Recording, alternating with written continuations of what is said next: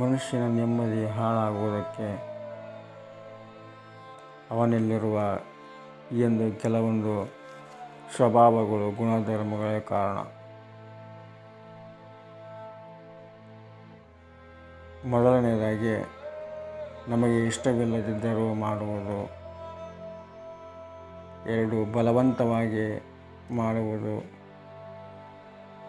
3, ತಂದೆ ತಾಯಿಗಳ ಒತ್ತಾಯಕ್ಕೆ ಮಾಡುವುದು. 4, ಸೋಂಬೇರಿತನ. 5, ಭಯದಿಂದ ಮಾಡುವುದು.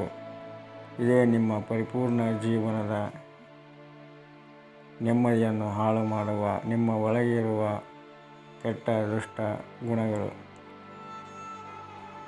ಅದೇ ನೀವು ಯಾವುದೇ ಕೆಲಸವಿರಲಿ ಸುಮ್ಮನೆ ಮಾಡಿ. ನಾನು ಹೇಳುವ 5 ವಿಚಾರದ ಬಗ್ಗೆ, ಮೇಲೆ ಹೇಳಿರುವ 5 ವಿಚಾರಗಳ ಬಗ್ಗೆ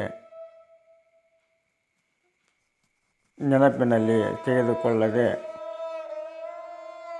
ನಿಮ್ಮ ಪಾಡಿಗೆ ನೀವು ಯಾವ ಕೆಲಸವನ್ನು ಮಾಡುತ್ತೀರೋ, ಯಾವ ನೌಕರಿಯನ್ನು ಮಾಡುತ್ತೀರೋ, ಯಾವ ಸ್ಥಳದಲ್ಲಿ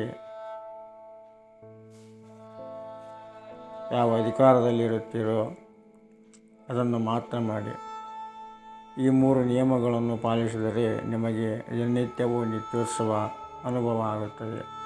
ಆನಂದದ ಚಿಲುಮೆಯಾಗುತ್ತದೆ. ಅಂತರಾಳದ ಸುಖ ಸಿಗುತ್ತದೆ. ನಿರಾಳವಾದ ಉಸಿರು ನಿಮ್ಮದಾಗಿರುತ್ತದೆ. ಮೊದಲನೆಯದು, ನೀವು ಏನೇ ಮಾಡಿ, ಏನೇ ಕೇಳಿ, ಏನೇ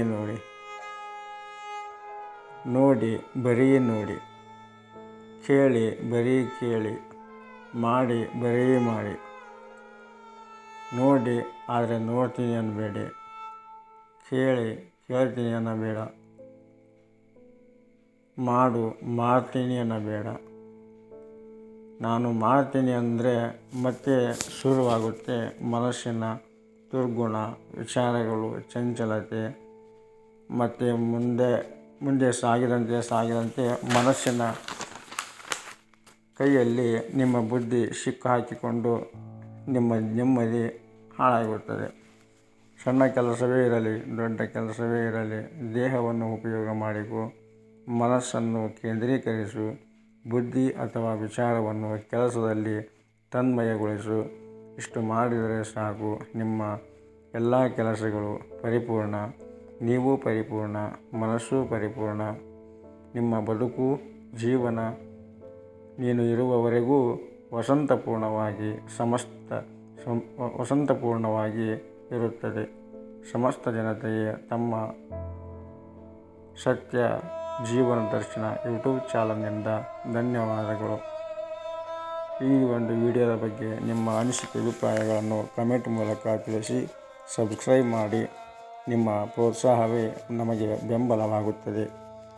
ಧನ್ಯವಾದಗಳು. ಸರ್ವೇ ಜನ ಸುಖಿನೋ ಭವಂತು. ಸಮಸ್ತ ಸನ್ಮಂಗಳಾನಿ ಭವಂತು. ಭಾಗ 3 ಬರುತ್ತದೆ.